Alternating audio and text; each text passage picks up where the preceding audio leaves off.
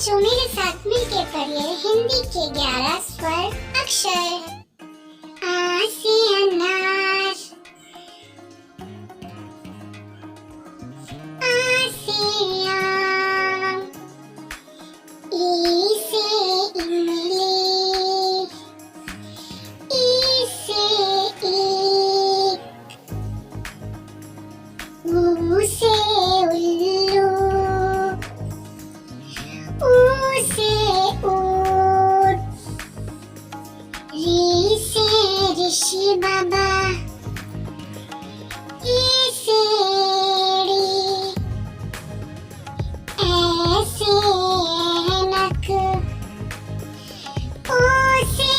उखली, ओ से औरत, अंग से अंगूर, आहा से कुछ नहीं,